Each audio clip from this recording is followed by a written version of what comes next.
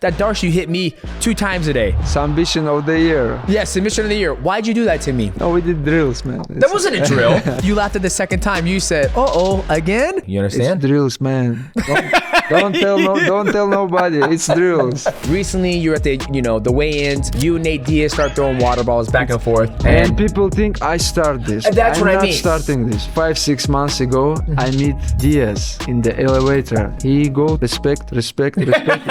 Just walk. I want to invite you in Dagestan. We try to invite DC like last 10 years. He always say, I will come. He never come, you know. Yeah. Oh, it's 15-time world champion Demetrious Johnson.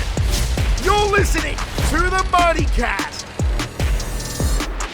What's going on, guys? This episode of the Mighty Cast is sponsored by PrizePicks. Now, PrizePicks is a daily fantasy sports game where you can play directly from your phone. All you gotta do is go to your app store, download PrizePicks. And when you do that, make sure you use my promo code MightyCast. They have a cool promotion going on right now. All you gotta do is play $5 in your lineup and make your picks. No matter what happens, you're gonna win $50. And we have UFC 311 right around the corner. Get your lineup, make your picks before they are gone. Shout out to PrizePicks for sponsoring this episode of the Mighty Cast. Now let us get back to our guest, the pound for pound best fighter in the world, Islam Makhachev. You have a little respect for the old belt. You know, I am old now. Okay, I am old. Brother, I told you can come back and take the real one. No, I'm not gonna do that. Are you thirsty? No, I'm okay, brother. I'm good to sit here or not? You sit whatever you. Were you actually sit over there? Ultimatum Media Day. Yeah, okay. You could still move in a little bit. Okay. Back in my day, they did Ultimate Media Day. You know, how old are you? 33. 33. Oh, you're still young, but you're. You 38? 38. Nothing. It is something. You don't have too much damage in your professional career. I mean, that's true. Not many injuries. Not many injuries. I mean, I had surgery on both of my shoulders, my right hand, broken my rib, broken my leg. So that's a lot. It's a lot. That's a lot. Now you're thinking twice about 38, right? Yeah. No. I don't want to fight. Maybe couple years. Couple more years. How long have you been? Are we rolling right now? Yeah. I mean, I'm rolling, but Okay. I want to ask these questions because I find it fascinating to talk to somebody at your level of your background, coming from Dagestan. And what did you start training in? Like, what was the first thing you started doing? Because I seen you put the gi on and you were doing a lot of judo, doing throws. So where did you start? I start not judo. No. I did judo not much. I did sambo. Sambo. Yes. Combat sambo or regular sambo? Combat sambo. And then what's the difference from regular sambo to combat sambo? Regular sambo without punching.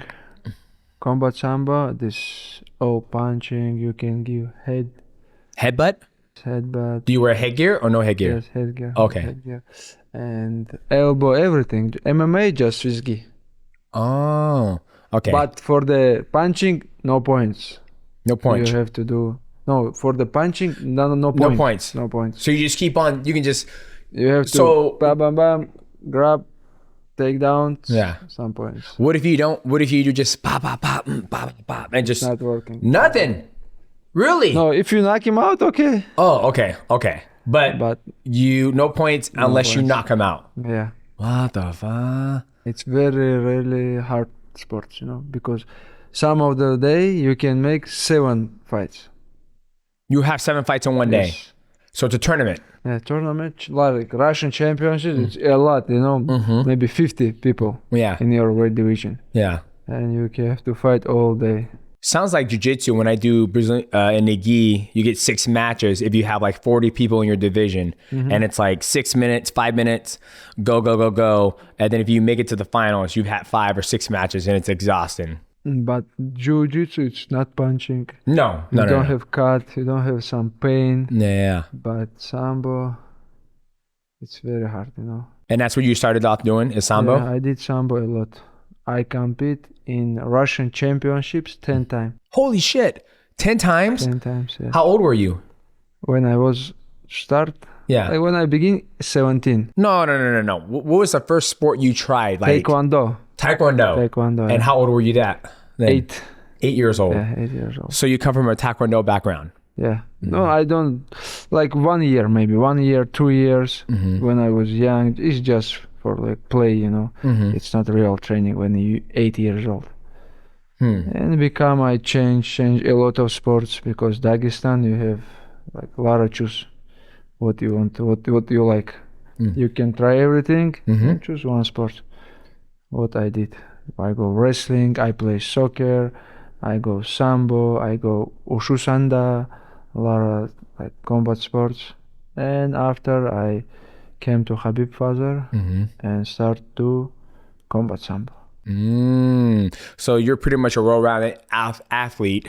Like in America, it would be like, hey, you're in elementary, then middle school, you can be like, oh, I'm gonna do football, I'm gonna do basketball, I'm gonna do track.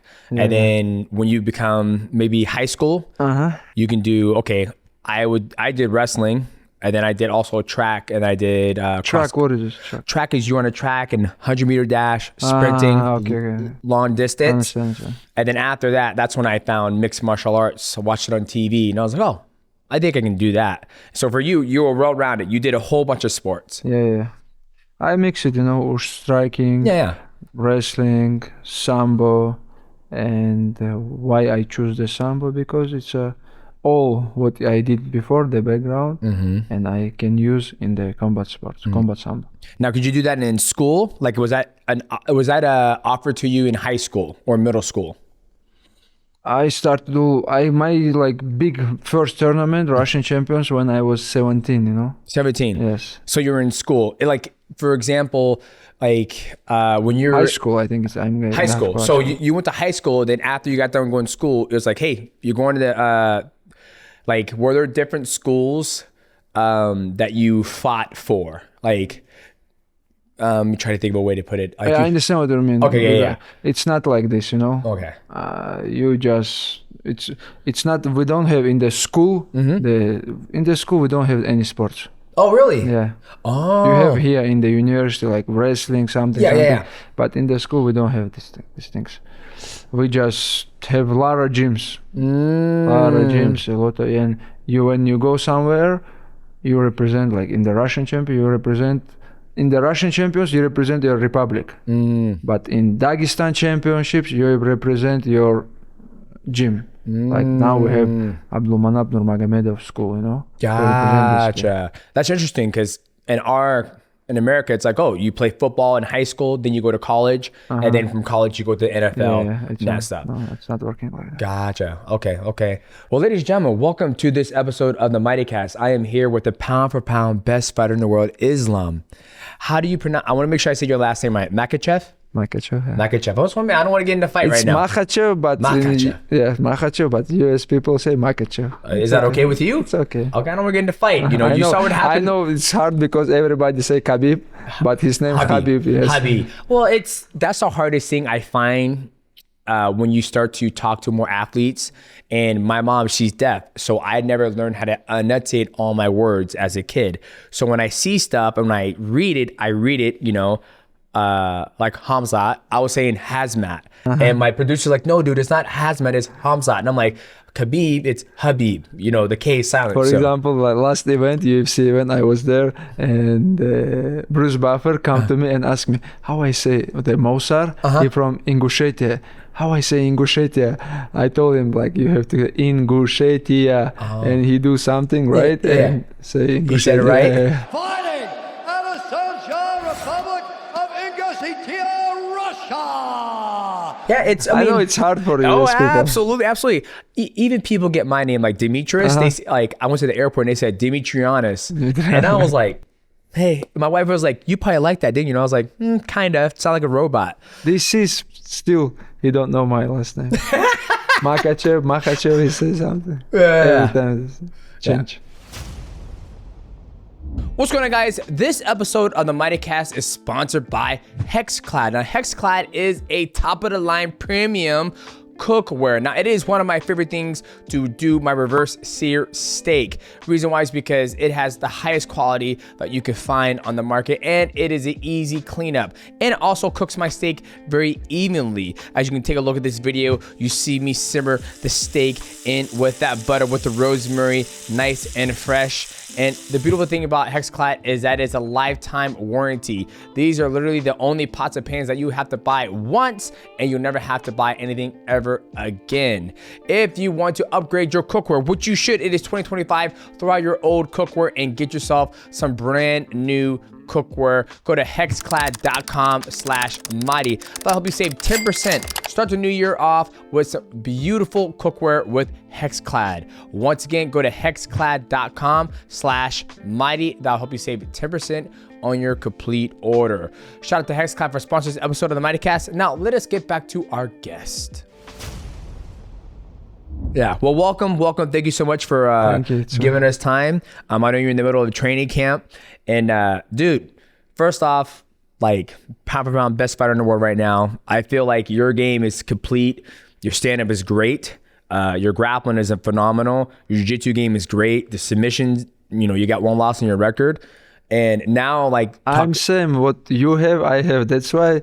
He was pound for pound before, now I'm pound for pound. Yes. Because we can do everything. Wrestling, grappling, and striking. Yeah, absolutely. If you're best fighter in the world, you have to do everything. Yes. It's my opinion. 1000%. And be consistent, right? Like, you're always going to have a tough fight. Yeah. The fights, you're fighting the best in the world. But if you're able to beat somebody and then finish them, like your last fight with Dustin Poirier, you had that leg, you did that I call it a little tornado. Did the tornado, you got on top, and then you didn't have to finish him, but you kept on going for the finish, and you got that beautiful, that Darced you hit me 2 times a day. Submission of the year. Yeah, submission of the year. Why'd you do that to me? No, we did drills, man. That wasn't a drill. That was a drill. You laughed. You laughed at the second time. You said, "Uh-oh, again?" It was drills. It's my favorite choke. That's your favorite choke? Yeah. That's why you see the moment when I close my arm and I finish Poirier. Usman right away jumped to the cage. He told me, when you close the arm, I know it's gonna be finished. That's why I started running. Wow. Well, you got it. Like even today when we were going, like the first time you got it, you worked, you kind of, you balled me up and then you got it. And then the second time you jumped onto it and I was like, this is his move. Like he's getting it every single time. And I'm also fighting your hands every single time. People underestimate this choke because I don't know who teach me this, but I have the techniques. I don't go like right away here. I choke from my wrist, I take the wrist and close. And close it. Yeah, it's a good choke. You got me twice. You got $50,000 off it. You also got, submission of the year. I mean, it's a good submission. It's good. It's good to have to in your baggage. Yeah, absolutely. Okay, let's talk about what do you do for recovery? I was in your train. I did 2 days, two sessions. I trained last night with you. I felt like that session was more like a strength and conditioning with, fight specific training. We did the we did that. Then we hit the bag, rest, again, and you're getting your heart rate up, down. Then in the morning, we train again hard. Then tonight, you train again. So what is your recovery? The things show me you have to rest, you have to sleep. Yeah. But we just go home, sleep good, eat clean, good food, just nothing special, honestly. But don't drink something like bad. Just sleep and eat good. I think this is most important things. So you don't do no sauna, no. We like to do sauna, but once a week. Yeah. Like Sunday, Saturday, we go to the sauna. And that's kind of your recovery? And I go to once a week when I am in the camp. I did massage. I did a lot of stretching after training. Just this. But no cold plunge, no sauna. I mean, you do sauna, but like for me, I'll do cold plunge. I'll do sauna. Cold plunge, what is it? Cold water? Cold water, yeah. 47 degrees, jump in. Like today after training, yeah, I jumped in that water. It felt good. It felt amazing. Yeah, I liked, but sometimes I like to go right away to bed, sleep. And you do this for 8 weeks straight? Yeah. Damn. But once a week we did sauna, massage, like recovery, something. We go UFC PI. They have a lot of things for recovery. Yeah. We use it. Wow. I was like, there's no, But when Khabib with us in the camp, you don't have too much options, you know. Today, honestly, we start to like with the team. We start one guys to go Khabib. Maybe tomorrow sparring, we can some rest, some rest. Yeah. Okay, you just go to the light and do like 30 minutes running. Yeah. Okay, like easy training, you know. Yeah. But when we came to the gym, 12 rounds is the boxing bags. Yeah. And after everybody run, it's not easy, you know. Damn. And tomorrow, 10 in the morning, we have sparring. This guy, he don't know is other way. Yeah. Just one way, hard work. Now, what's it like? Because you and Khabib had trained together, getting ready for a fight. Yeah. Right? Somebody else was in charge. Somebody else was running the structure of the training camp, right? Now you were there with him when he was training with you. What's it like him being the head coach? Like, I only had 2 days. He came, he said, shut up, start training. Nobody cares. Come on. 3 minutes. One guy's it's 3 good, minutes. you know. It's hard always, but I know I will be ready 100%. Just believe him. Yep. Just did what he say, and that's it. This guy, he have big experience in this sport. He know how it's working. That's why everybody, how he say, shut up and listen him in training. If you want to be champion, you have to follow the way what the champs did, you know. That's why everybody listen him in the cage, in that training. Gotcha. Now, is he still, when you guys are back home in Dagestan, right? Like, back home in Dagestan, he not like much in with us in the training because we have a lot of coach in Dagestan also, and you know, in Dagestan we don't have like training camp. Yeah. We just train regular training. Okay. We go do sparring, wrestling, but not like some special training. Gotcha. That's why he not control there. Gotcha. How often do you train when you're back home? Because I feel like you're an athlete who never gets out of shape. Yeah, once a day I training like all my life. Doesn't matter where. Fly, no fly, like I go village or somewhere, I did something, you know. But when I have time, you know, I don't have some like lot of stuff to do, you know. Yeah. If I miss one day to training, like I don't go to school to the training, I miss, you know. I want to go, I want to do something, go wrestling, go do sparring, because I did this all my life. Gotcha. I was just curious. It's make me enjoy, you know. Yeah, you enjoy it. It's something that you truly find a passion for. And then when you're in camp, it's balls to the wall, 100%. Yeah. And then how often do you come back to America to acclimate? Meaning like you're in Dagestan, you're training, and then now you're here early. We like to come if we have fight in US. We like to come like 45 days. 45 days? Yes. Wow. Why such a long? Because the time is like 11 hours between Russia, our house, and like for example Las Vegas, and the climate there here it's different. A lot of things, you know. Wow. And when you like in the camp in US, I think you're more focused because you don't have much stuff to do. Sleep, eat, training. What I can do in Vegas. I don't have a lot of friends here. I don't have something to go. Somewhere to go. That's why just focus and training. Yeah, but in Dagestan, you know, like for you in your home, you have a lot of friends, family. Like you can do like a lot of stuff. But when you have fight, you have to focus. It's number one. You have to focus, and that's why I think we come early always. Gotcha. Well, it's always interesting because in my training camp, I've always trained at home. So I was always with the wife, the kids. I would drive an hour, 15 minutes. What about with for kids? Wake up like all the time. They wake me up all the time. I don't get 8 hours of sleep, my friend. I still don't get 8 hours. Important things you have to sleep well, you know. Oh, I know. Trust me. I have kids like they're all small, you know. They wake up 5 in the morning, 4 in the morning. Yeah. It's bother me, but I still sleep with my kids always because I miss them because I travel a lot, you know. Of course. But my opinion, when you're in camp, you should have to focus. Focus and sleep well. It's most important thing for recovery. Yeah, absolutely, 1000%. Now, how many kids do you have? Now 3. 3. Yes. Boy, girl, boy, girl. Girl, boy. Gotcha. 10 days. The last one 10 days. 10 days old. Yeah. Wow. So you're in the middle of the. Yeah, I just see born. After like next day, I need 2 years. Well, congratulations. Thank you. Congratulations. That's awesome. Thank you. Yeah, I have a lot of friends who left and traveled and did their camp. Right? And then they're like, I have to focus, it's good. Then they fight, they come home and they're like, then they don't even train. You know what I mean? They're just like, I'm not in training camp. So they would always let themselves go. But for me, I'm like, my opinion, it worked for me, right? Everybody's different. Like, I agree with you. It's work because you are like legend champion. It's working. You did camp in your home. Somebody can do like this, you know. Yeah. But for me, I have the option. Yeah, and of I course. choose to bring my team and leave the home, go somewhere. Like, for example, I came from the mountain. I did 3 weeks in the mountain in the Olympic Center we have in Russia. It's a big Olympic Center. I did three weeks there, and I go home, stay home 10 days, and I leave to US. wow. And then you said the climate's different. What do you mean by the climate? Like, I feel in Dagestan, I would assume it's cold in the mountains.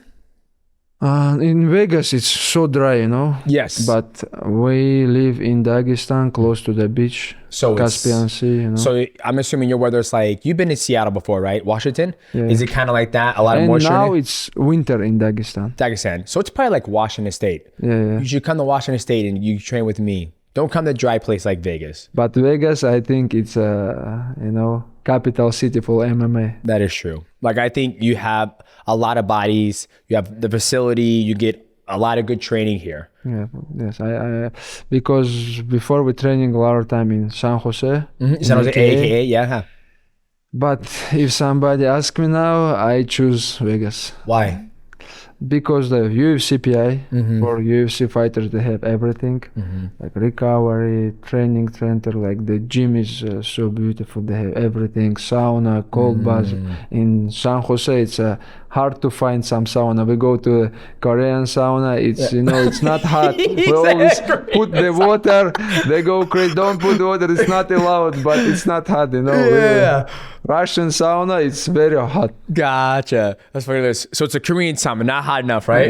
Yeah. Ah. But in Vegas, you have a lot of options. A lot of options, yeah. That's one thing me and my wife love about when we come to Vegas is the training here is you can go to a lot of different gyms and have high level training. Yeah. And then usually I don't go to the UFC PI because, I'm not on the roster. So if I do go there, I have to go with an active athlete. No, man. Yes. If you want to go, they're gonna say, welcome, legend. And They're let you go. like, sir, you're not on the roster. You can't be here right now. Get out. Khabib can go like... Khabib is a legend. He retired in that sport. I don't agree. You have more, like 11 times you defend the belt, Yeah. You can come open the door with the legs and come inside. That's when they would call security. You're like, get his black ass out of here now. Oh, there is a head of the UFC PI, Forrest Griffin. I think he's your friend. Oh yeah, Forrest Griffin. I forgot. He still works there. He still works there. Okay, let's talk about you were in the UFC for a very long time until you got your title shot. Right, I feel like it's a very common thing nowadays that you have Umar Nurmagomedov. He's on a 8-fight win streak. I think so, yeah. 8-fight win streak. How long of a win streak were you on before you got a title shot?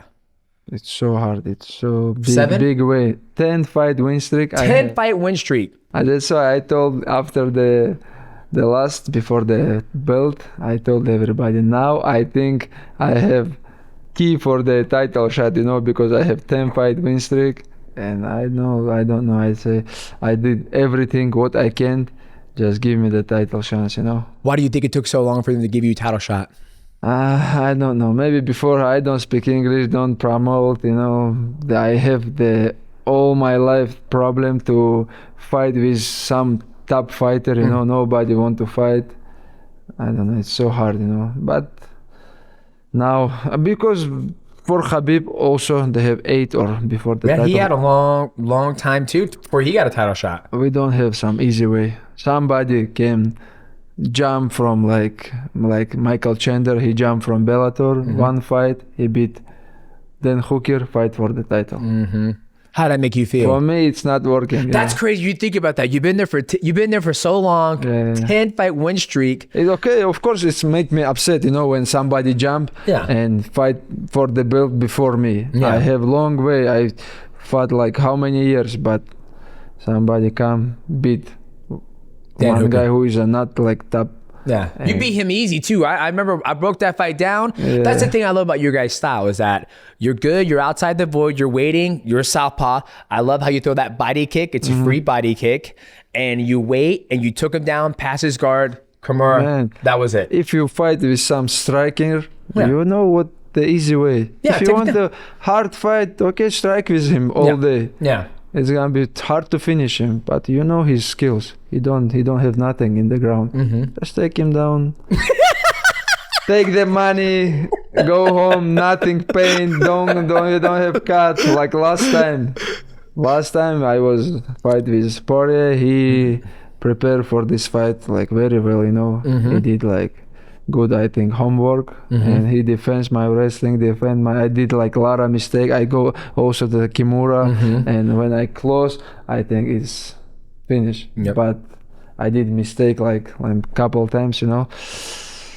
Man, he gave me like the gash. Yeah, that was a war. That all my was life, you know. You're like.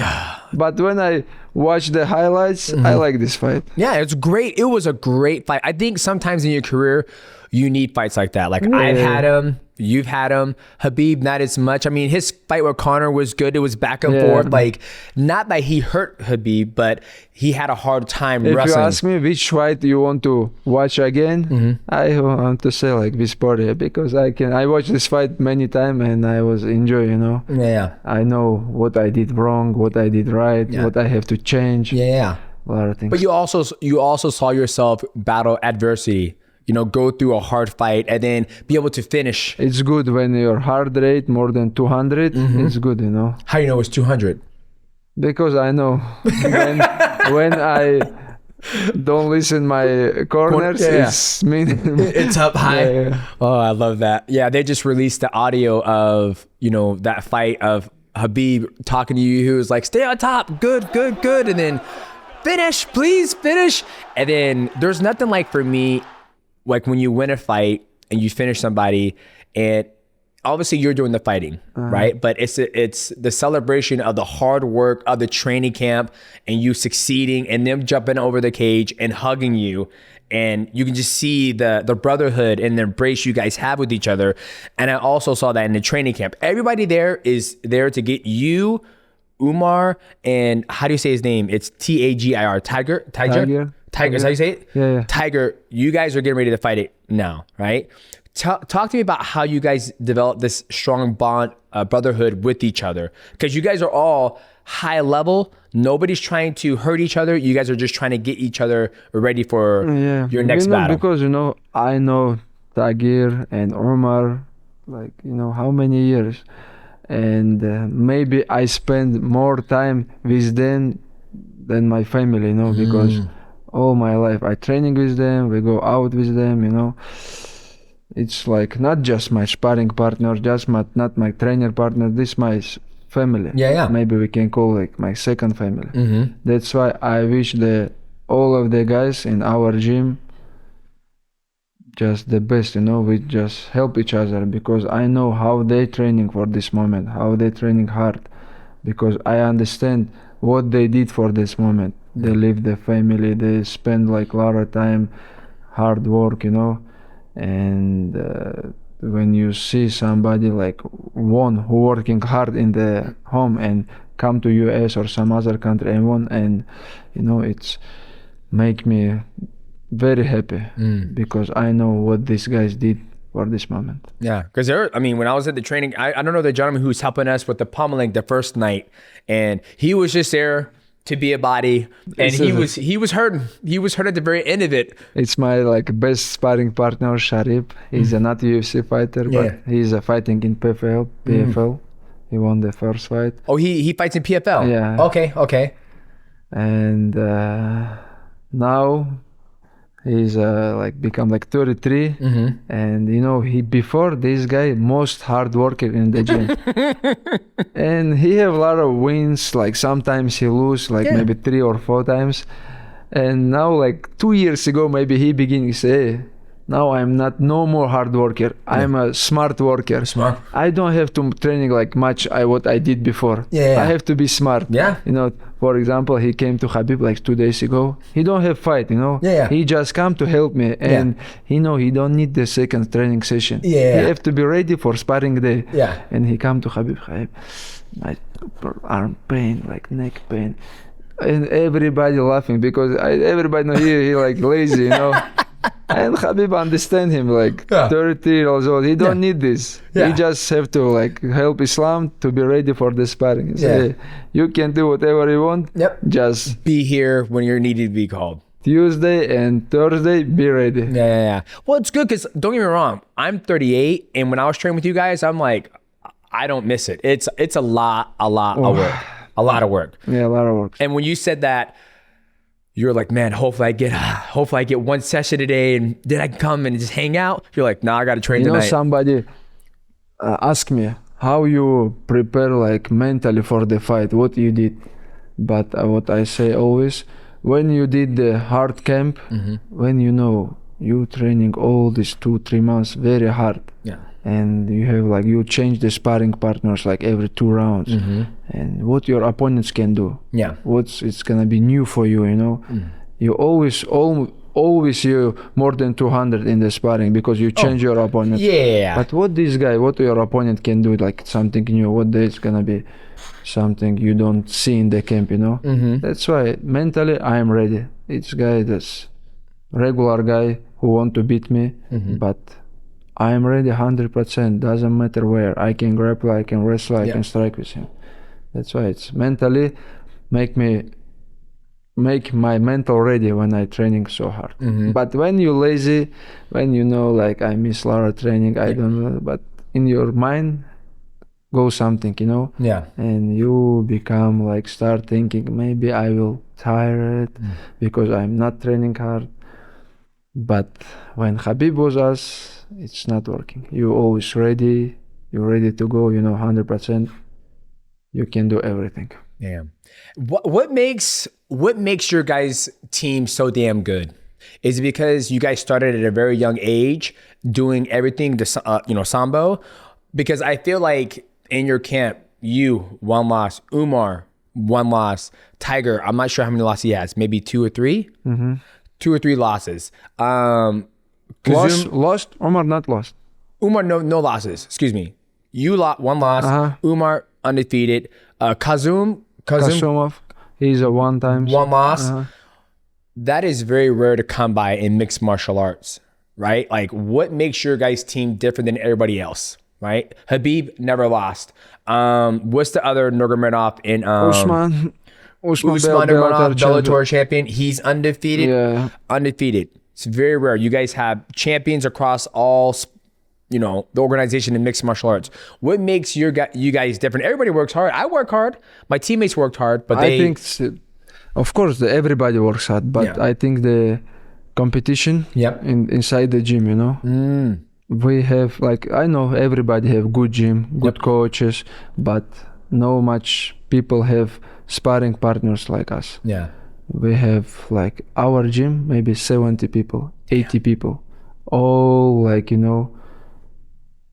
hard to work, not some, it's all professional fighters, like 60, 70 people, and everybody want to show you something, to beat Islam. They want to beat Umar because they are UFC fighters. The competition inside the gym, it's very hard. When you say that's dangerous, like they're trying to take your spot. If you have a gym, like my gym, the guys I train with all the time, they weren't professional athletes. It was maybe one. The rest were, financial advisors. They worked at a regular job.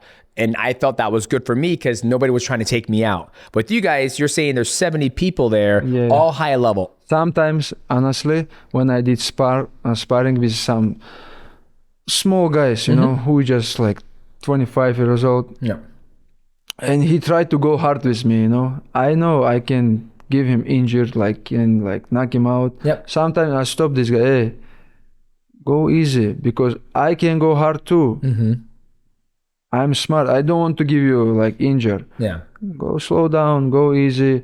Maybe I don't need you, like, you know. Yeah. You need me. If you want, I work with you every day. Yep. Be smart, working like, you know, not light, Yeah. but don't go crazy. Yeah. Because always, I know, like, all the kids, they want, like, if Khabibs come to gym, you know, they want to show Khabib, I am ready. Yeah. I can, like, take down Islam. I can beat him. I can, like, beat Umar. I am, like, same level, you know. But I always give him good advice. Hey, guys, sometimes you have to be smart, working smart, and your days is coming, but not right now. Yeah, it's my time. It's Islam's time. See, I always felt like what made you guys so good above everybody else, ahead of everybody else, is that you guys come from a well-rounded background. Like you say, you can strike, you can grapple, you can do jiu-jitsu, you can clinch, you can wrestle. And you guys take a look at the fighter that you're going to be fighting, you see their weaknesses, and you're like, okay, we're going to attack that. Can we survive in those other areas? Yes, we can. But we know his deficiencies, and we're going to take the fight there. And that's where you guys usually end up beating your opponents. Because when I was young, I told you I changed many sports. Yeah. I did taekwondo, I did wushu sanda for 5 years, I did sambo, like maybe, I don't know how many, 10 years, you know. And we did not just wrestling, we did martial arts, you know. Yeah. That's why I think we can do like everything, because I know how to wrestle. Yep. But I still bring some wrestle with me, because my next opponent he have good wrestling. Yeah. And when I have some strike, like Dustin Poirier, I bring some boxing guys, you know, who give me like hard time in the striking. Yeah. We always change, and you have to be ready.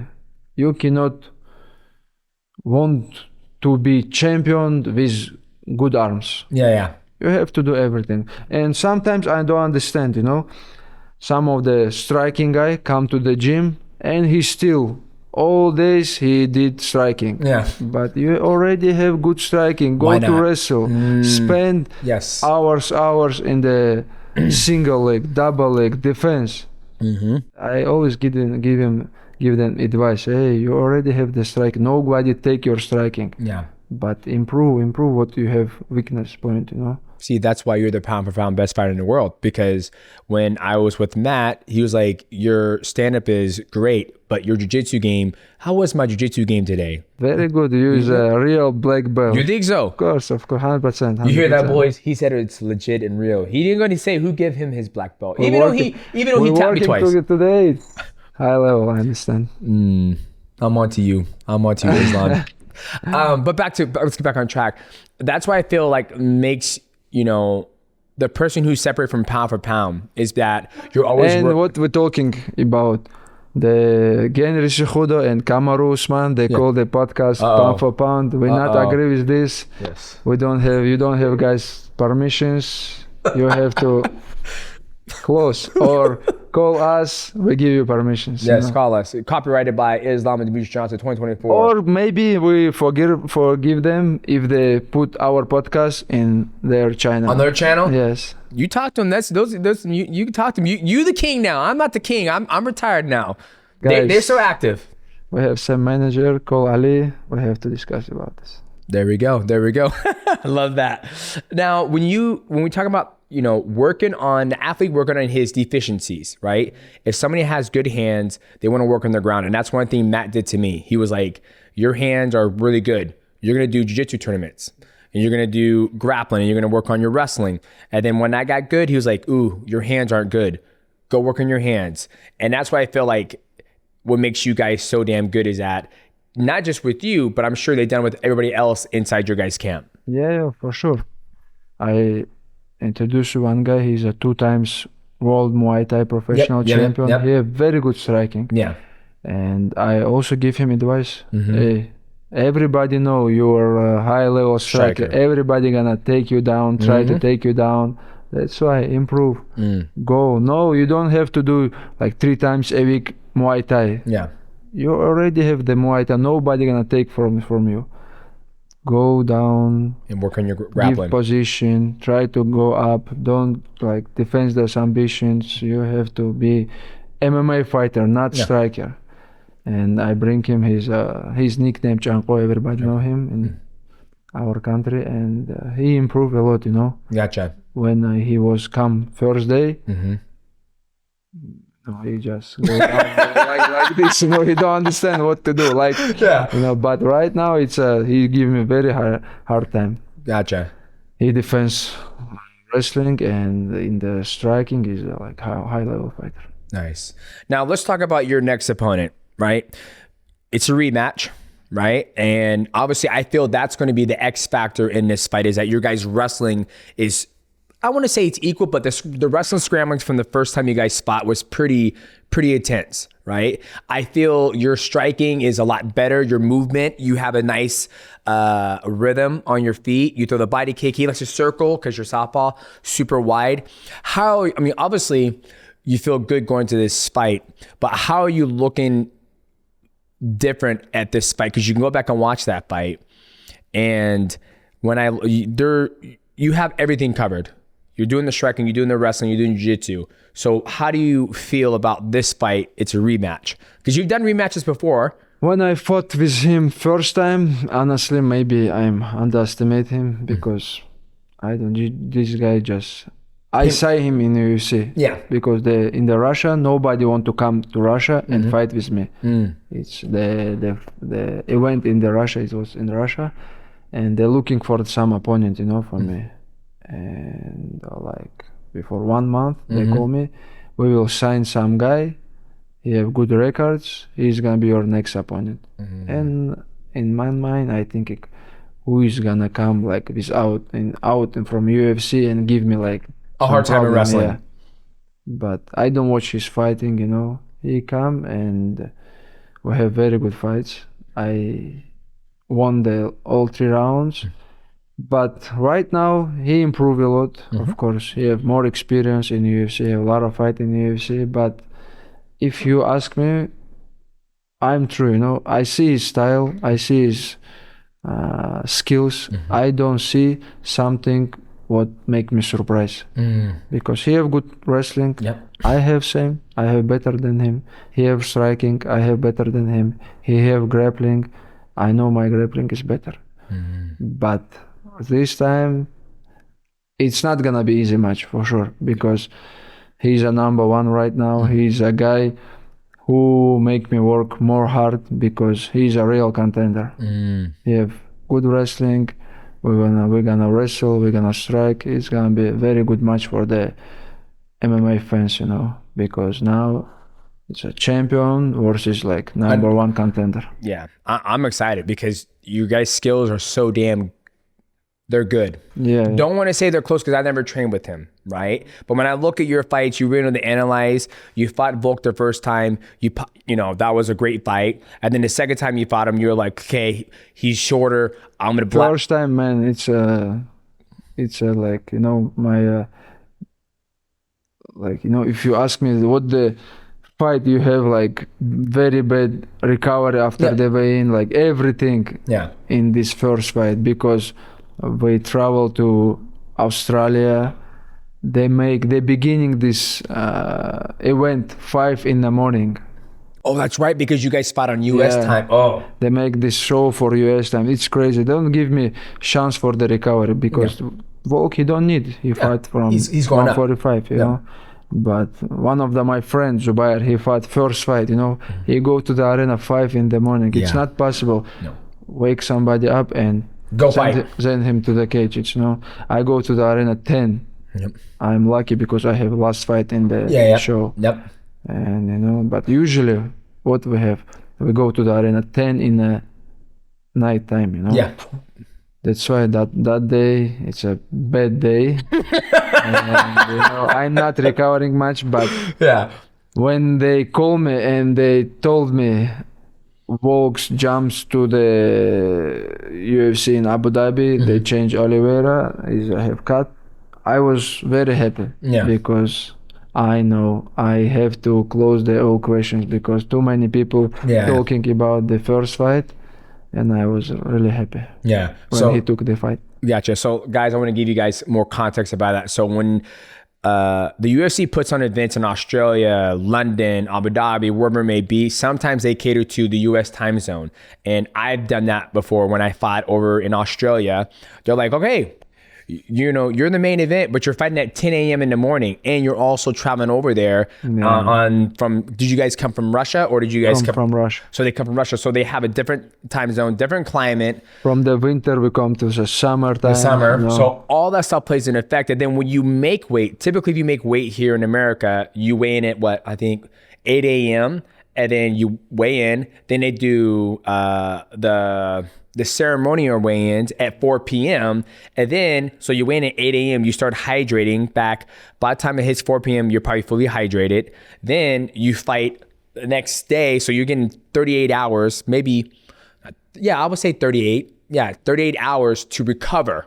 So when you step in the octagon at 10 p.m. at night, you're fully recovered. You're not malnourished from the weight cut. In Australia, it's like you weigh in at, 4 p.m., and then you're fighting at 10 a.m. So it's a big clusterfuck is what I'm trying to get to you guys. If somebody asks me now, it's a very hard question to say, yes, I'm going to go to Australia and did this again. Where's their favorite place to fight? Favorite? If they have same time, like usually what we did, doesn't matter where. Yeah. Australia or US or somewhere, doesn't matter. But you want to fight on their time zone, not... Yes, I did usually, what all fighters did, you know? Gotcha. 9 a.m. Official weigh-in. Yep. You have all day, next day for recovery and go step to the cage. Gotcha. Okay. I didn't know if you like me. I always love Vegas. 2-hour flight, Vegas, and then no taxes. We always love no taxes. Okay. Australia, how many percent the taxes? It's crazy. I think when I fought, it was like 15%, I think. Now it's more. Really? Yes, I want to go back. I want to go back there. I'm like, nope. I'll just stay here in the States and fight in Vegas. Now, I want to talk to you about how much weight do you cut? Like, how big do you get? Today morning, I go to the UFC PI. I'm in shape. I training. I'm not cut weight. I don't follow like diet. Yep. I eat everything. My weight 180 this morning. 180? Yes. Oh, God. You're massive. I think because all fighters who fight 155, they're minimum they have 178, 177. Yeah. What do you get to when you're not in camp? Like you just at home relaxing. You're training every day. I'm not that guy who eat everything, you know. Gotcha. I always try to don't eat like in the nighttime. I don't like the sugar. I don't drink cola like maybe 4 or 5 years. Yeah. I don't drink soda, you know.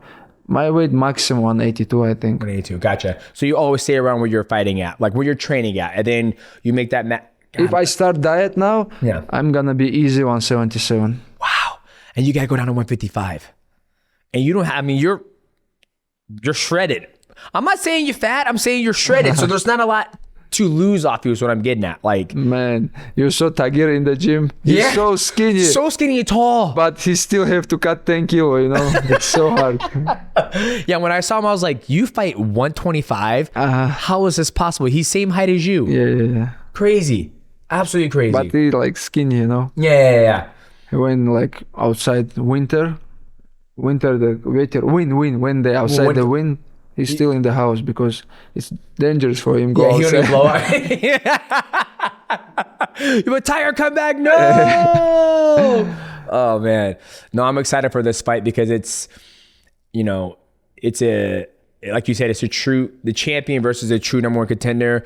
I even think, the co-main event, Umar taking on Merab, another true number one contender fighting the champion. A lot of good fights in this.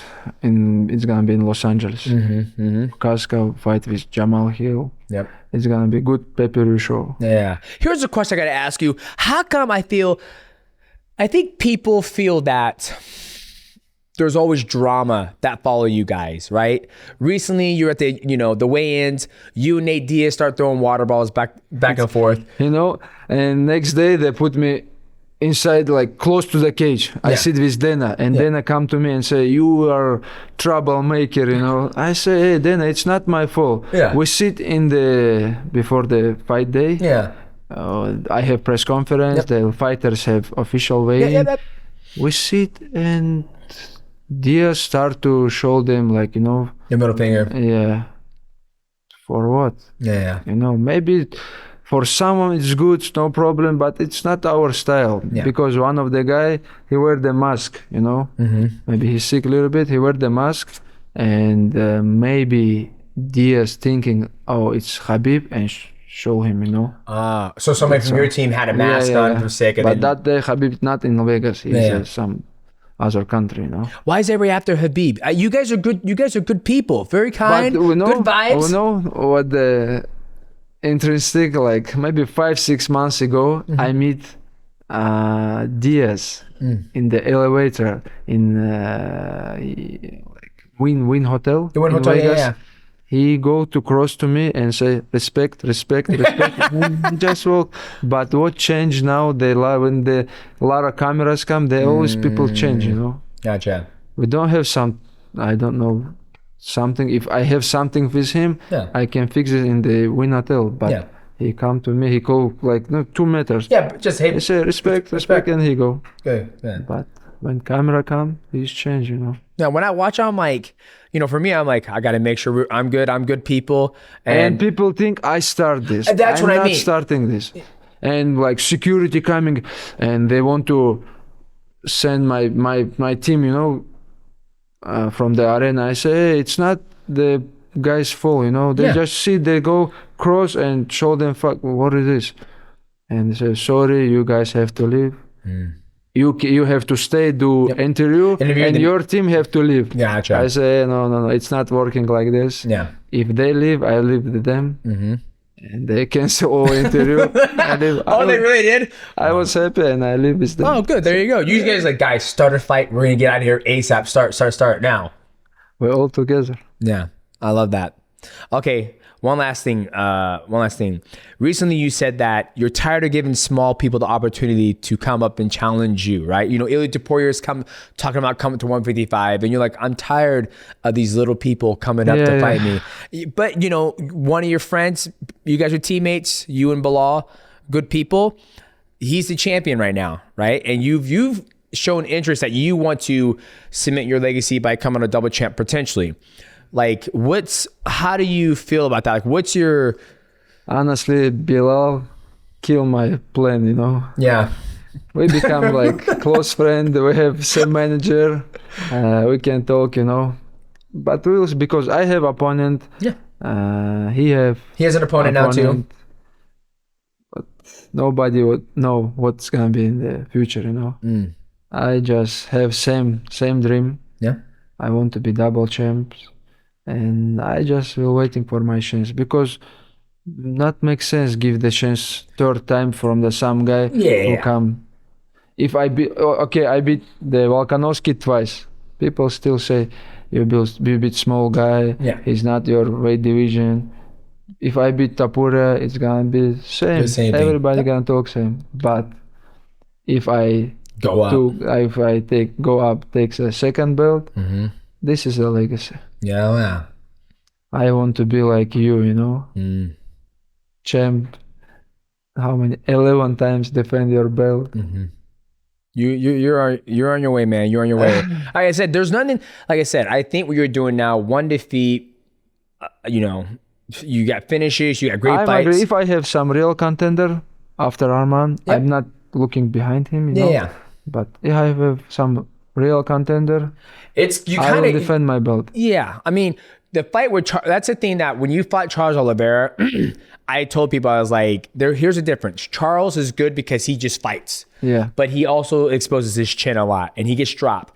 Everybody, Dustin Poirier, Justin Gaethje, Michael Chandler, they drop him. And then, you know, Chandler followed him in the guard, but Poirier and Justin, they didn't follow him. That's a big mistake. Yeah, but once you drop them, you're like, pass guard. Poirier, if you black belt, why you scared to go with him down? Yeah. You're black belt, or you're not black belt. Yeah. What do you think? Dustin, maybe brown, purple. Okay. But black... You have to compete in jiu-jitsu. You have to do like a lot, you know. But now it's a like big deal. Give some fighter black belt. No, it's not. It's not have to working like this, you know. I think people agree with me. Yeah. If you like UFC champion, you cannot be one day black belt.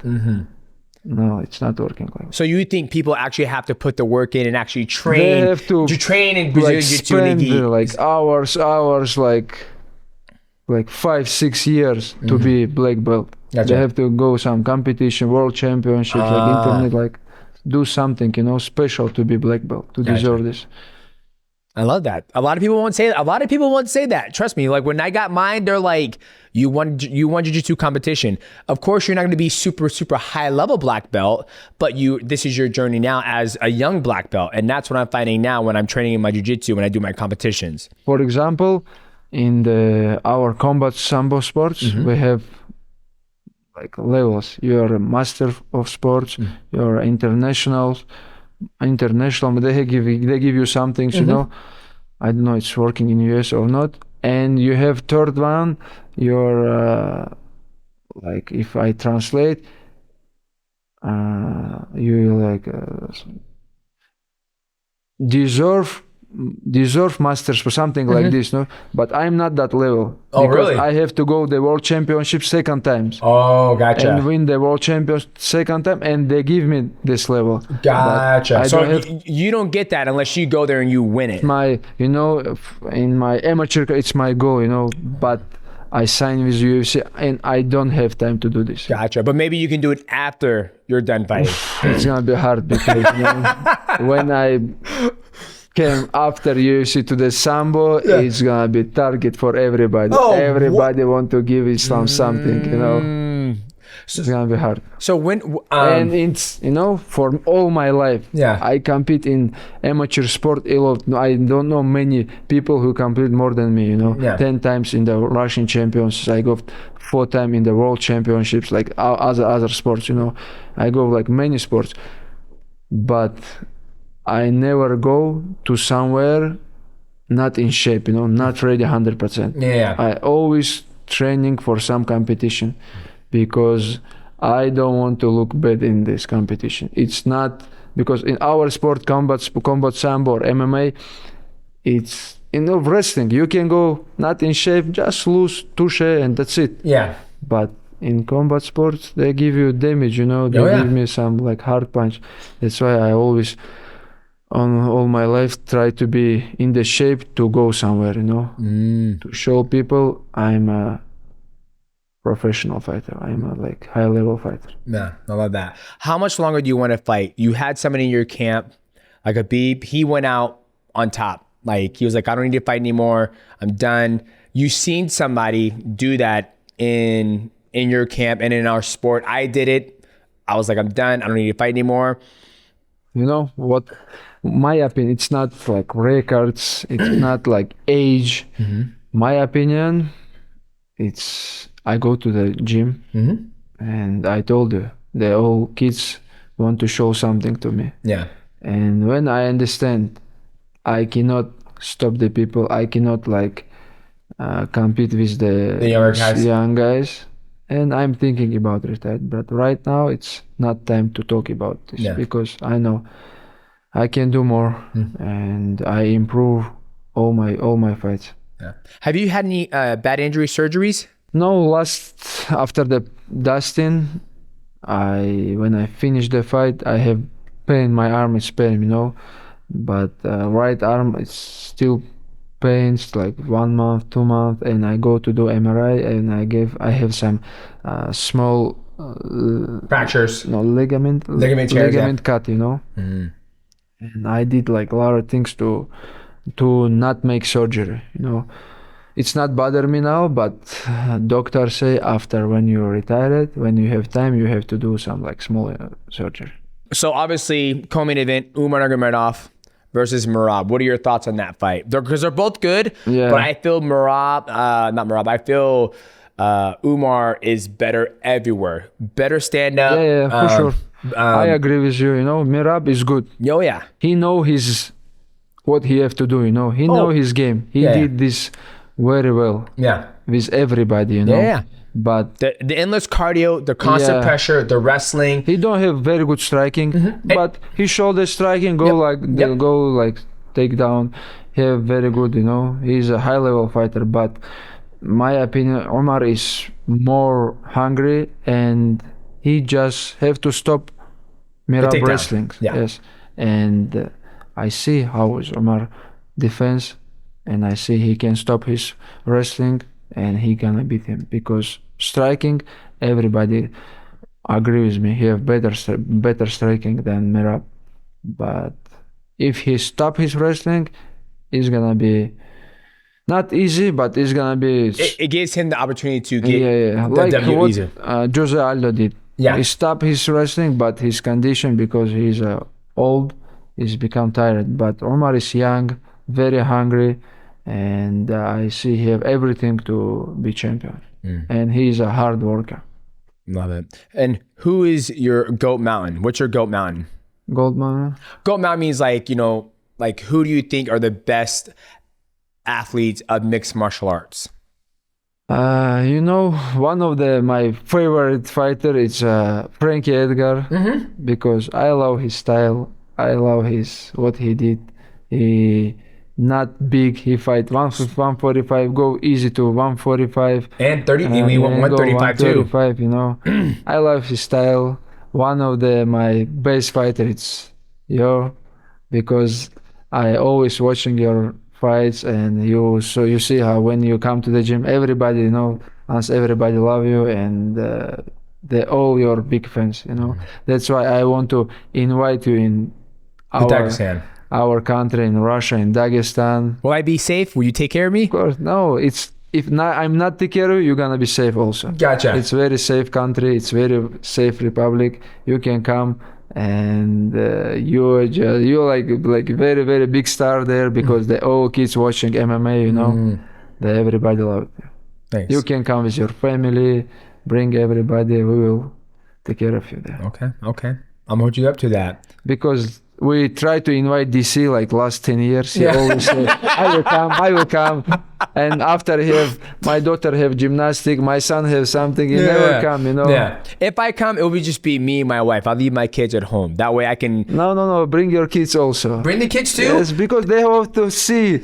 You know, that would be cool to bring a baby. To the champion, how these kids in Dagestan working, you know. Man, my son would be blown away, because I tell him, it's like, you have to work hard. I was like, you have to. I saw how your son did the motocross. Motocross, yeah. It's good, you know. He's good. I had to take him off. He was getting too good. Just I agree. It's very dangerous sports, but I also did moto like enduro. Do you do more in the mountains though? Yeah.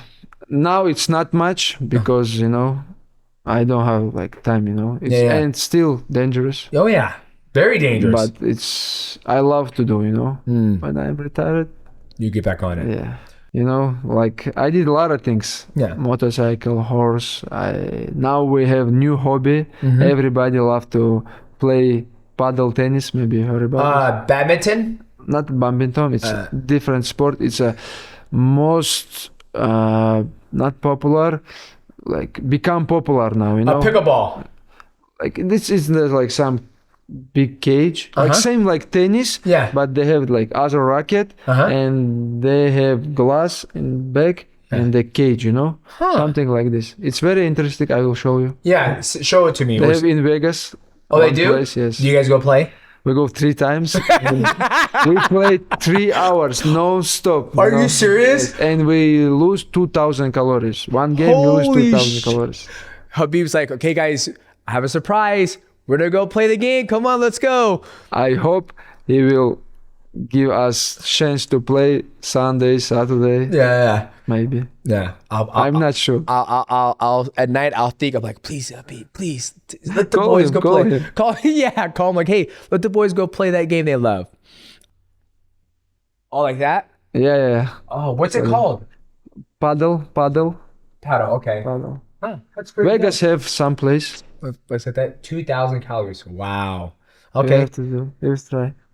Well, Islam, thank you so much for coming on the show. Is there anything you want to tell the fans how they can support you? You know, this is your opportunity. No, you don't want to say anything to them? Just watching our podcast, subscribes, Demetrious Johnson channel, and that's it. I appreciate it, man. Make sure you check out his fight as he defends his belt against Arman. The UFC 311. UFC 311. You're gonna be there? You know what? January 18th, I don't think I will be there. That's LA. I'm not sure. I don't think I will. I'll be at home watching and rooting you on. Don't worry. If you should not give, I will give you best tickets. You're gonna sit in my like side. You're gonna be my like corner. You know. I love that. If I get the opportunity to come, I will if you come get there. a chance, Yeah. like it's But I'll be watching, supporting, and thank you for allowing me to come train with you. Like I said earlier today. Anytime. No, but it's an honor because I tell people, I was like, I'm never gonna get the opportunity to train with the best pound for pound fighter in the world in this generation. Like you are the best pound for pound fighter in the world. You are a complete fighter. I'm not just saying that. Like when I watch your style, I'm like, thank you. It's gonna be very hard for somebody to beat you. Like if they beat you, it's because you made a mistake, or you didn't come prepared, or you gas yourself out, right? Like I don't see somebody like out wrestling you, right? If they do, it's like, well, he was a better wrestler, but I don't see that happening anytime soon. So thank you for letting me get the opportunity to train with you guys. And I'm still mad that you choked me out twice. That's not okay. You understand? It's drills, man. Don't tell nobody. It's drills. Ladies and gentlemen, that is my guest, Islam Makhachev, pound for pound best fighter in the world. I'm your host, Demetrious Johnson, and we'll see you guys at the next episode of the Mighty Cast.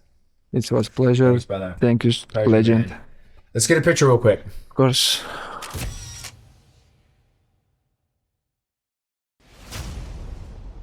What's going on, ladies and gentlemen? Welcome back to another episode of the Mighty Recap. And this is part of the episode where we recap everything we just went through with our guest. And our guest was Islam Makhachev. Man, what? First off, he's a bad motherfucker. Like, training with him, being able to train with him 2 times, and to see how, like I said before, everybody works hard. Everybody truly works hard in mixed martial arts. But to see him in the flesh and see him do the work, and to see how they're all training hard. Khabib in there saying, shut up, guys, stop talking, keep on training, don't stop training, keep on pushing, Dubai, let's go. It's just awesome to experience it, and then to see how well-rounded he is, because the first day we trained, it was more of the strength and conditioning.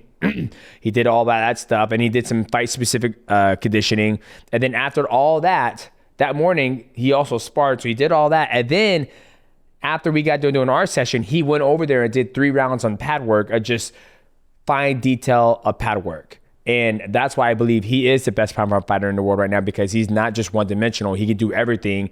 And he was on a 10 fight win streak before he got his title shot, where people come into the UFC, get an immediate title shot, or they win 1 fight and they get an immediate title shot. So absolutely amazing guest. And to hear like his beginning of, he's our first guest to come from Dagestan. And to hear what his upbringing was with Taekwondo, but he only did it for a couple months, and him jumping around from different sport, playing soccer. He didn't say he did track. Obviously the sports here in America compared to Dagestan is totally different, but then him finally, ending up in Sambo, and with Khabib's dad running their Eagle MMA, and that's when everything just took off for him.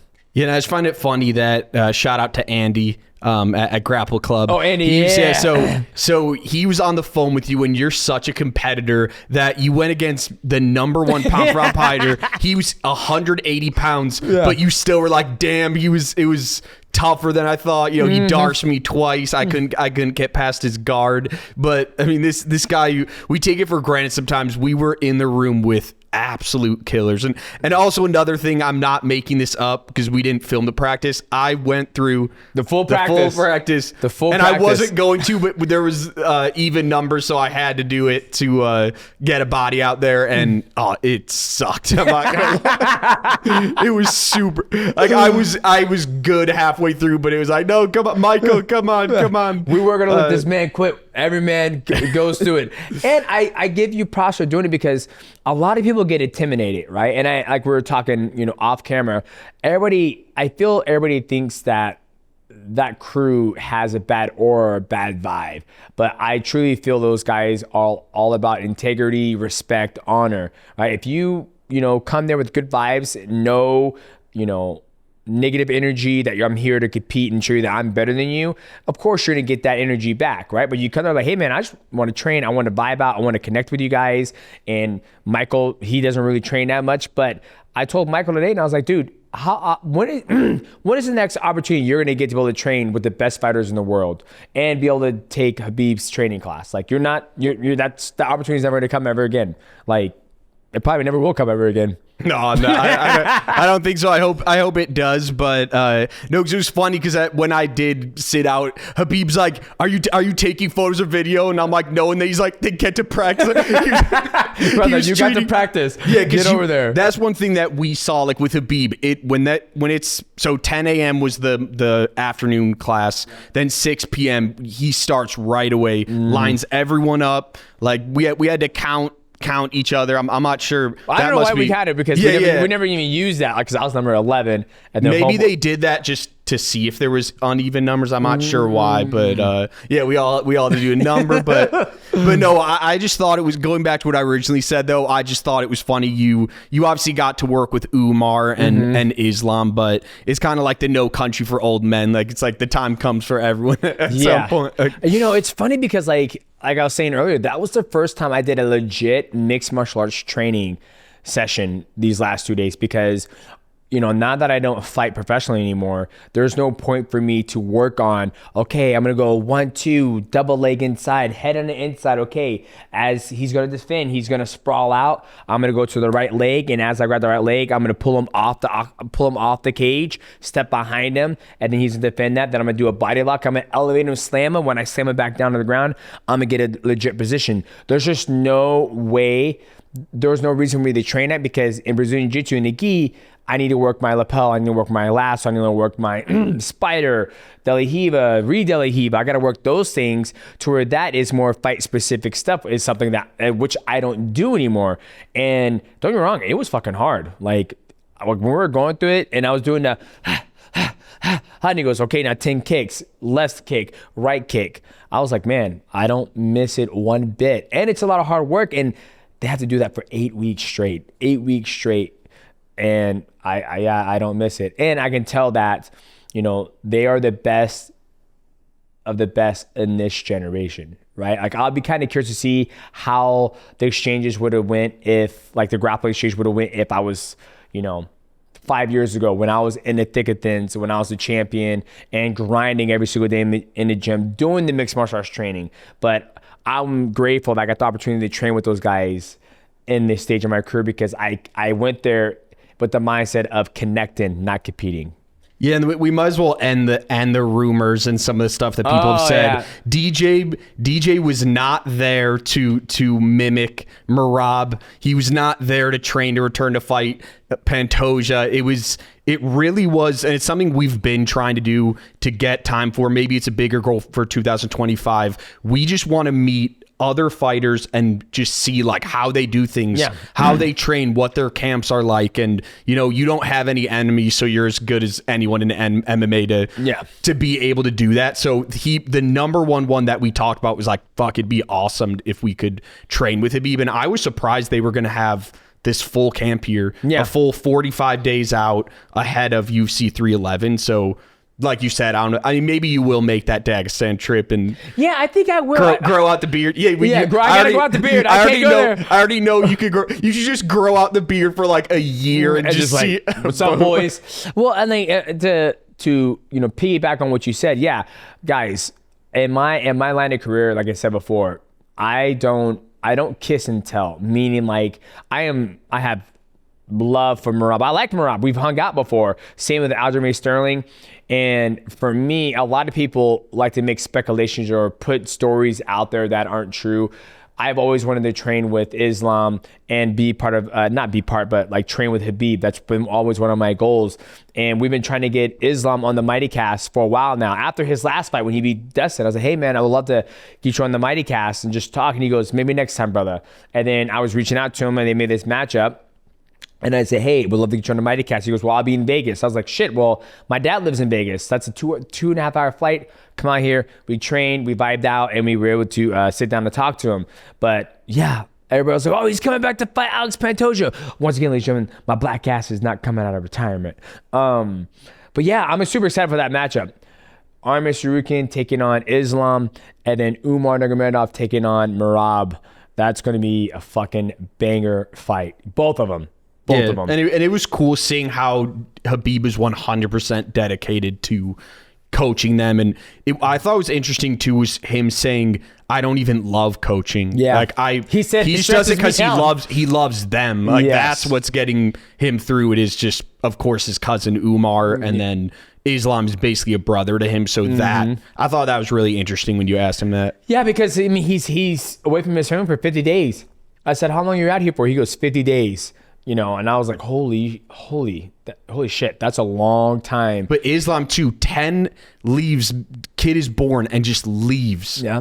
That's for 45. I couldn't imagine that. I couldn't do it. My wife would, but that's a sacrifice that they do, right? Like, you know, I don't know what their lifestyle is like back in Dagestan, but I feel they're well off. I feel like they make great money, and I feel for them, they truly love to do this, and they're trying to cement their name in the legacy books. Like, I think Islam will go down as one of the best lightweights ever to compete in mixed martial arts. I mean, like I always said, when it comes to my pound for pound fighters in the world, I always like to look at the athlete who's well and complete, who can stand on their feet, who can grapple. If I were to try to, you know, spar Islam, it would be a very, very hard fight because he's good everywhere, right? Like, I don't know how good his clinch is, but I'm sure if I try to clinch him, he's going to start wrestling and doing his Sambo or some judo. If we go to the ground, we went to the ground, we saw how that worked out for me. Granted, and I always love, sometimes for me, I don't realize how small I am, right? Like when I look at pictures and I look at like me next to Umar, me next to Tiger, me next to Khabib and Islam, when I'm in their presence, I feel like I'm the same height as them. But then when I sit back and I look at pictures and when I grapple them, I'm like, holy fuck, I'm that small.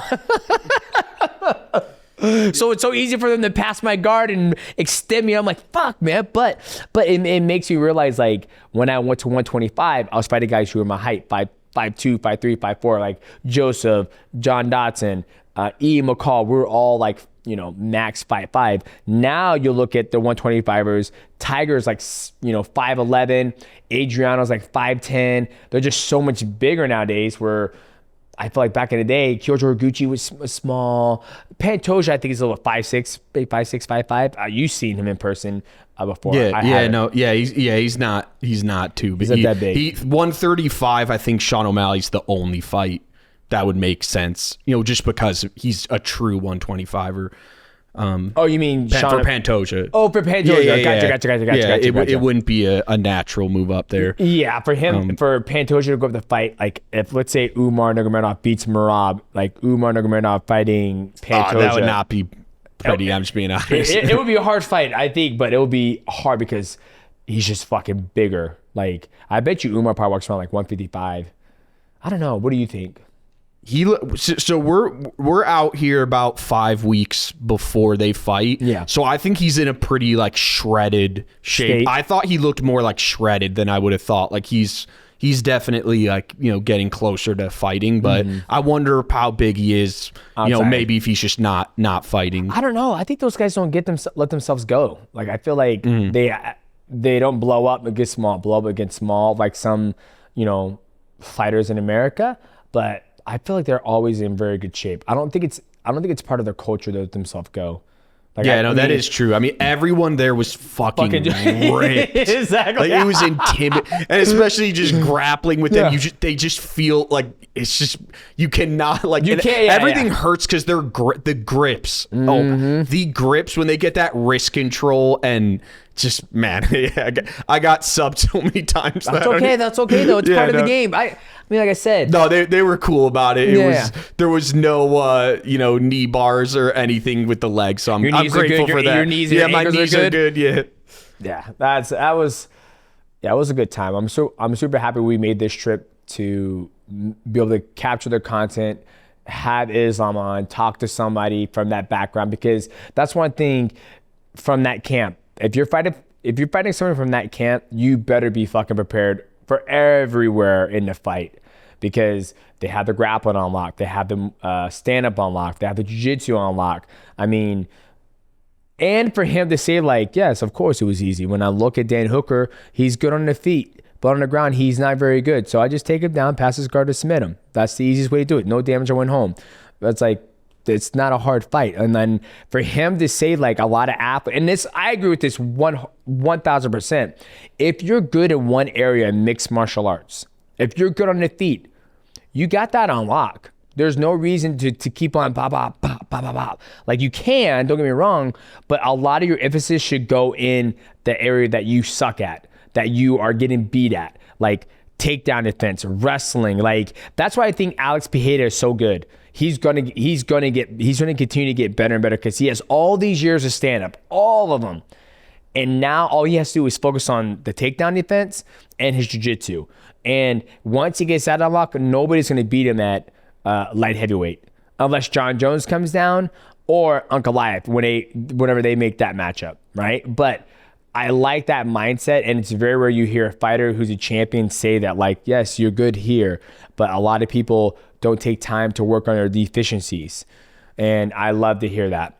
Yeah, and I will say another thing. I was close to interrupting and saying it to Islam, but I need to say right now, Dana White, the number one pound for pound fighter is Islam. Like, you have a fighter who is that good at everything, and you choose every press conference to say John Jones is pound for pound. John Jones. Dude, talk about this guy. Yeah. Like, why are you not saying he's number one pound for pound? I think I just think it's crazy. I think at least you could say what yours is, but mine would be Islam and then Alex Pereira, and then you know, then I'd have Topuria ahead of John Jones too. I'm just being honest. So I'd probably have John Jones fourth. I think right now, from like the strength of schedule, and at one point in time, John Jones was the pound for pound best fighter in the world. At one point in time, I was the best pound for pound fighter in the world. But when you look at the state of mixed martial arts and what these athletes have done recently, I will put what's his name?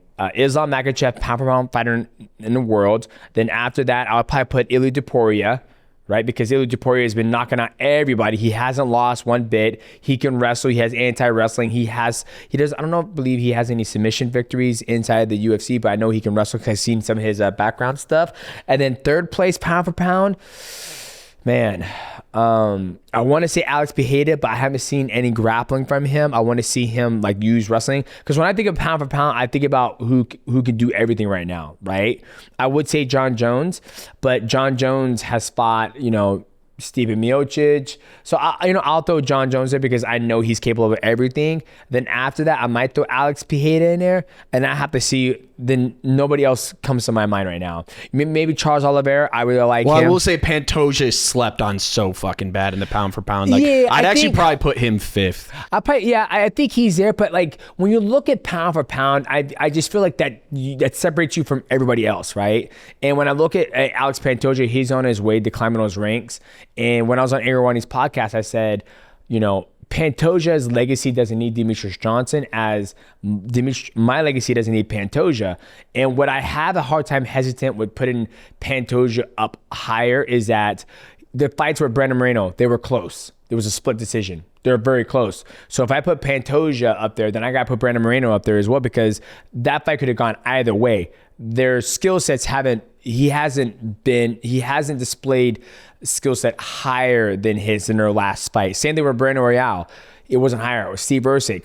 If Steve Ercik would have never made those bad decisions in that fight, Steve Ercik could have been the champion. Even though Kai France beat the bricks off of Steve Ercik, that's the only reason why I'm having a hard time putting him up there, because when you look at a guy like Islam Makhachev, he has those close fights, but he's able to do certain things to high-level guys like Dustin Poirier, or even Charles Oliveira, what he did to him, what he did to Alex Volkanovski. Like, he's blowing these guys out of the fucking water. And yeah, once in a while, you're going to have those hard fights like he did with Dustin Poirier, but he's finishing them, right? I'm not saying Alex Pantoja isn't finishing his guys, but he's having these closer fights with these guys too often recently, if you ask me. Yeah, no, I think that's debatable, but I think what isn't debatable is, at least in my opinion, the number one pound for pound, the best fighter who is currently in UFC. It's Islam Makhachev, and then everyone else. Yeah, so it was to have him on Mighty Cast. Yeah. for me was just super cool because you have this dream list, right, where we have a list of all the guys we want to talk to eventually. He was pretty high up there. Like, fuck yeah. Yeah, like, I really want to talk to him. So having him, getting him right at the end of 2024, start of 2025. Yep. Dude, we're going to get Khabib Starting off one a day. banger. Yeah, now we'll get Khabib one day. We'll get all of our heavy hitters. Yeah, I think we'll get Khabib one day. I think if we get Khabib, we'll have to go to Dagestan because I think when he's here, he's focused on one thing, and that's his athletes and making sure they have everything they need. You know, he shows up, gives his full 100% attention to he's those never guys. Casually here. If he's here, there's a job that he's here doing. for work. He's here to get shit done. As opposed to, you know, if we were to go to Dagestan, I'm sure we can make enough time. Like, hey, you know, we're here. Can we make it happen? It go that route. But back on the pound for pound list, when I think about it too, is that what defines a person to be on the pound for pound the list? You have a guy like Umar Nurmagomedov who's undefeated, and he's not even on that list. And his skill sets are far superior than Alex Pereira. Like if I had a bigger version of Umar Nurmagomedov versus Alex Pereira, that Umar Nurmagomedov's gonna fucking take him down to pass his guard. I guarantee it. I put $100,000 on it. $100,000. Yeah, but the dude, he hasn't even won a UFC title yet, so it's. But whose fault is that? Yeah, That's because the UFC doesn't give these guys an opportunity to. I mean, how do you go 9-0 in the UFC and don't even get? Now he's finally getting an opportunity. Merab, but that's what's funny about the whole debate. Same thing with Merab. But Merab thinks that Umar was just handed a title shot and got it unfairly, so it's. But this is the thing, and like, just got it basically because of the Khabib name. No, he's beat everybody. everybody. He beat Corey Sandhagen. I mean, Corey Sandhagen is very, very good. I don't think these guys have an opportunity to pick and choose who they're fighting, right? Like obviously the UFC can call like, hey, do you want to take this matchup? No, I'm not going to take that matchup. Okay, boom. But to be 9-0 undefeated, you can't fucking do that. I don't care if you're fighting can't. It's very hard to do it. And be consistent with doing it. And so that's the thing that I have a gripe with when it comes to the match, not the matchmaker, but people earning their title shot is that same thing with Merab. He went fucking undefeated. He beat four former champions, and then he finally got a title shot. Islam Makhachev. He lost one, but he went on like a 9-fight win streak. Finally gets a title shot to where Michael Chandler comes in, he beats Dan Hooker and gets a title shot. Like it's just, sometimes I feel the sport of mixed martial arts, it's more of a business instead of a sport. And that's where I think hopefully one day it will change. But at the end of the day, everybody's got to make money. The corporation's got to make money, But I just hate when I see a guy who goes on a long win streak and then they finally get a title shot and it's like, about fucking time.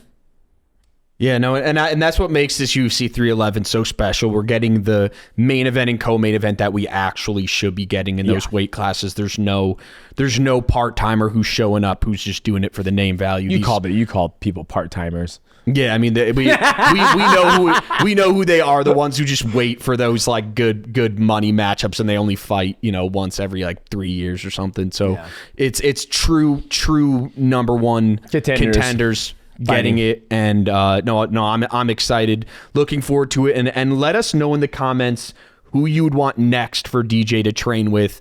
What camps might be interesting for us to visit. I'm trying to think of some other good ones maybe. I tell you what, I'm shocked that he doesn't do anything for recovery. He says I don't do a damn thing for recovery. It's interesting because he's young, but here's the thing, he's older than Khabib was when he retired. Like Islam is 33 and Khabib retired at 31, I believe, or 30. 32.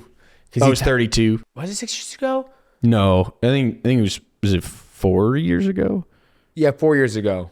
Yeah, so I think he's 30. Yeah, he's 36. 4 years ago, he was 32. That's what I think it was. That's what it was. Okay, yeah. Because I just retired, and he goes, "Yeah, I retired 6 years younger than you did, essentially, because I'm 38. 6 years ago, he was." 6 years ago, I would have been 32. Yeah, something like so that. Just put that in perspective. That Islam was kind of, when you asked him when is he going to retire, he's like, no, it's way too early for you to even be asking. But he's already older than Khabib was. It's crazy. But boys, I was shocked when he says he doesn't eat good food, no supplements. And now I'm like, for me, I was like, dude, I have to take my supplements. I got to have my first form, my collagen, my carbohydrates drink, the energy drink to keep the podcast going. And it's just crazy how he does not do no cold plunge. They do sauna, but that's about it. And massage. No, even after that practice, I could have used a good massage or sauna or cold plunge. Like I could not imagine just and that's the thing with Islam too. Did the 10 a.m. practice and then he did the 6 p.m. practice and came straight here. Yeah. We are like maybe a 45-minute drive for him or so. So props to him. Good dude doing that. Thank you. You're 5 your weeks word. out. Yep, exactly. Boom. We are now allies to Eagle MMA. I wish we bought the what is it called? A hamaka or